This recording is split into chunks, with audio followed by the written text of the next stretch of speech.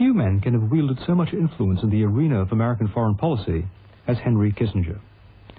From 1969, he served as President Nixon's Assistant for National Security Affairs, becoming Secretary of State in 1973, an office in which he continued under President Ford. In 1973, he was awarded the Nobel Peace Prize for his role in ending the Vietnam War.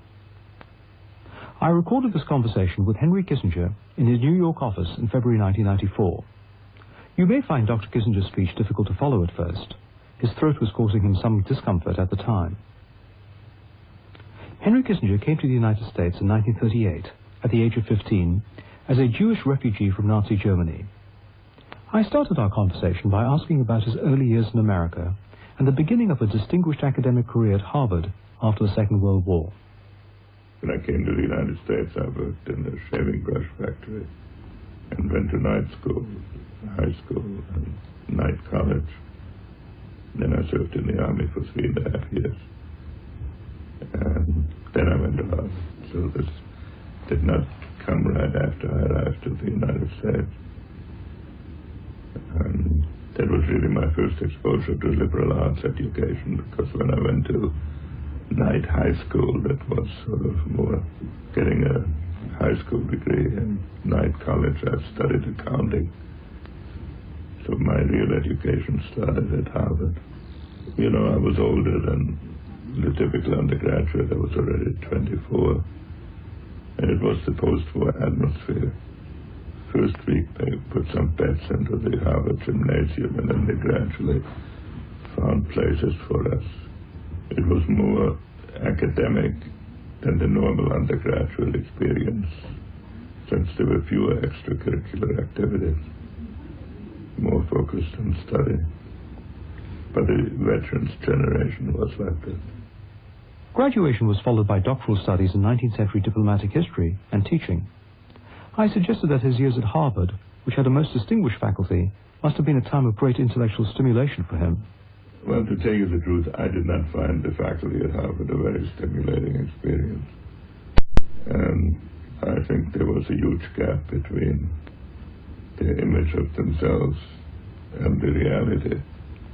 It was madly competitive, but since the ground rules were elusive, it wasn't clear how you went about competing. So it was a competition in a strange atmosphere, and I didn't find it very intellectual either, since people kept sort of guarding their intellectual property. So I did not find it particularly interesting, because as a junior faculty member, everything depended for your advancement on the goodwill of some senior faculty member. I usually had outside activities, so I was less effective than most of the junior faculty. But I do not think of that period as a period of glorious intellectual stimulation. The undergraduate experience was glorious intellectual stimulation, the graduate study and not the faculty. I was in the field of political science, but I did all my work in history and philosophy. But political science is not a subject. It's a sort of like people teaching surgery who've never been in an operating room. And they don't really have all these abstract ideas about how the way politics work. So it's an elusive field in the history department or in the economics department, which had real subjects. The intellectual stimulation was greater because at least you had a subject matter to which you could refer. Political science attracts people who are drawn into politics without knowing what politics really is, and that adds to the general ungenerosity of academic life. Dr. Kissinger's historical work was soon followed by a major publication called Nuclear Weapons and Foreign Policy, which shifted his focus from diplomatic history to contemporary international politics and established him as a leading authority on international relations and defense policy. How did that shift come about? I had always been interested in both history and contemporary events. I did not make at first a necessary correlation between the two. But since history is the only experience we have, even if you grant that it doesn't repeat itself exactly, it is the only way you can train yourself to think about type situations. And this came to me gradually over a period of many years. But since I didn't have any fixed plan of going into government, I didn't need to have an exact correlation worked out. Soon Dr. Kissinger started to play an active public role as an expert in foreign policy. This led to a post in Nixon's new administration in 1969. It seemed to me to be quite a big move from Harvard to the White House. But you have to understand, I took it out a circuitous route to becoming a top advisor to Nixon. I took some amazing turns. My first governmental presidential advisory role was with Kennedy. It's not the route to Nixon. My concurrent advisory role was with Nelson Rockefeller, who was Nixon's greatest opponent. I, in fact, had never met Nixon except for 1 minute shaking his hand. I'd never met Nixon until my first interview with him after he had already been elected, and he was exploring the possibility of my joining the administration. So it is not that when I went to Washington in '69, at last I've reached what I've always thought. The last thing, if you had asked me on January 1st, '68, where I would be on January 1st, '69, the last thought I would have had was that it would be about to begin as National Security Advisor to Richard Nixon, whom I had fought all my political life. Was it a big wrench to leave Harvard? Well, I didn't have to leave Harvard in one jump. They gave me a 2-year leave of absence. I did not feel it was a big wrench at the time. The big decision was not to go to Washington. The big decision in my mind was whether I could in good conscience work for Nixon and retain the friendships that meant something to me. And indeed, when Nixon offered me the job, I had, but in retrospect, seems to me the colossal audacity to say that to him, that I needed a week to consult my friends so that I could keep them working for him. As it happened, then after 2 or 3 days, I thought that was not right, and called Nixon and told him I was taking the job. So in the end, I lost those friends anyway. But on merit, on things I did, not on fact of association with Nixon. What was Richard Nixon like to work with? Well, he's very shy and very afraid of being rebuffed. Therefore, he was very elliptical when he talked to me, so that I didn't even know I'd been offered a job. And I knew he'd offered me something, but I didn't know what. And I wasn't quite sure he had offered it to me. I knew he was thinking of it. I was surprised by how much he knew, because I had the typical academic image of him as a cut-fighting, sort of crude politician, which is quite the contrary of reality. So I found him more delicate than I had expected. But as I said, I didn't know what he had offered. That he had offered me something. We never became friends. We are too different. But I have high regard for him as a statesman, and I have gratitude to him for giving me this opportunity, and for giving it generously by giving me really great scope. It was an excellent working relationship with next to no personal element. 1970s were turbulent years for U.S. foreign policy. I wondered what Dr. Kissinger considered to be his major achievements during his time at the White House. Associates most tried to do was to develop a concept for American foreign policy, which is not the way American foreign policy is usually done. And even though we had many critics, in one way or another, the basic design of American foreign policy for the 20 years afterwards and more was set then. I mean, the China initiatives, the Mideast initiatives, the basic approach to foreign policy was more or less set then. Funnily enough, less so in Europe, which was what we were most interested in at first. But that's because there the patterns were already very well established. And there were a number of individual things that were done. But what we thought was most needed was to take America from these oscillations between isolationism and over-involvement to a sustainable course based on concepts that could be understood. I was surprised that the ending of the Vietnam War did not feature in Dr. Kissinger's list of achievements. After all, it was his role in that process which led to him being awarded the Nobel Peace Prize.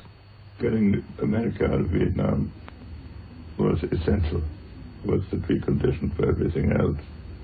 By that time, the American society had been so divided that it was more of a nightmare than it was more of a surgery than anything else.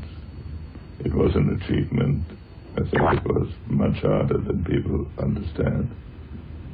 And our choices were much more constricted than people understand. Or at least they're not critics understand. It was really something that left no residue. The Nixon presidency ended over Watergate. I asked Dr. Kissinger how he views the events of those days and the behavior of the president. He told me that he thought Watergate led to a coup against Nixon. He made huge mistakes. Most in the nature of petty stupidities, cumulative petty stupidities. If you ask anyone today to give you a catalog of what exactly it is that he did that produced all this commotion, it's not so easy to define it. You see today in Whitewater, is that a cover-up or is it an attempt to protect the president? I mean, it's the normal reactions of White House when the president is attacked. Normal, anyway, it's a reaction. He deserved to be censured, and much of what went under the name of Watergate most deserves serious condemnation. It did not deserve paralyzing the government of the United States and changing the president. And I said it was a coup in the sense, not that it was a designed coup, but there was an election in 1972 that was fought on as ideological issues as American elections are ever fought, between two candidates, neither of whom the American public liked as a person. So therefore, it was one of the few elections that was on ideological issues. And the point of view represented by Nixon gained 65% of the vote. And yet, he could never carry out whatever mandate that represented. And by 1974, the McGovernites of 1972 took over the Congress. And while he contributed to it, that was not what the American people had had in mind. So operationally, it was a revolution, even if it was a self-inflicted one. And I repeat, most of the things that went under the name of Watergate were totally wrong. Some of them were absurd, like the so-called enemies list was a list of people not to invite to the White House for dinner, and some moron put the name enemies list on it. But that's all it was. Now, how did Dr. Kissinger cope as Secretary of State during the Watergate years? While all of this was going on, first, the transgressions, I was security advisor. And thanks to the grace of God or whatever, there was an absolutely total separation in the White House between foreign and domestic politics. So that I was never permitted to participate, thank God, in domestic deliberations. And the Haldemans and Ehrlichmans never participated in foreign policy deliberation. So even though my office was down the hall from Haldemans, had absolutely no knowledge that there was even concern about Watergate until well into 1973. So it didn't affect me at all. I didn't take it seriously. I thought this was some stupid thing that people were dealing with until well into 73. Until about March, late March 73, it's when it actually blew up. I was in a weird position that I had to conduct the foreign policy of the United States with a president who was daily losing legitimacy and who was increasingly preoccupied with these proceedings. That was a strange situation. But Nixon never conducted foreign policy on political grounds. My only salvation was to try to do what was right. And in fact, from the point of view of foreign policy, of domestic support for foreign policy, it was not a bad period because I met once a week with the leaders of the House and the Senate, and they had every interest. I didn't understand this, but precisely because they wanted to get Nixon, they had every interest to keep something going. So there was great cooperation. When Richard Nixon resigned as president and Vice President Gerald Ford took his place, Henry Kissinger stayed on as Secretary of State. What was President Ford like to work with? Well, he's a different human being. My wife says he's the only normal human being we've had as president in 30 years. He's a great American type. I mean, Nixon may be a great statesman, which Ford doesn't claim to be. Ford has tremendous common sense, totally honorable, totally straightforward. What you see is what you get. We did become good friends, and I treasure our personal relationship. He had the reputation of not being all that smart, which is totally wrong. He's not all that articulate, but he's very intelligent. And he performed great services for America to keep this ship steady and to see us through a difficult period. Henry Kissinger left public service in 1977. I asked him his opinion of the conduct of American foreign policy since he left office. Well, it depends on the administration. I think Carter had some good people and some good intentions, but he wanted to return to kind of Wilsonianism, which really the period no longer permits. Reagan, weird phenomenon in the sense that his conceptual apparatus is not extremely highly developed, but he was a good president. And actually, I had some tactical preference for his foreign policy. And what about President Bush? He was a good professional. He profited at first from the fact that he was the president of the end of an era and reaped all the successes, and then he suffered from the fact that he was the transition to a new era in which his competences were not as needed as in the previous one. Finally, I asked Dr. Kissinger what would be his advice to the relatively new administration of President Bill Clinton. Talk less and think more. I think they're applying by road. I think the world is fundamentally changed, and it is difficult for the United States to adjust to the new realities. And that's what leadership has to do.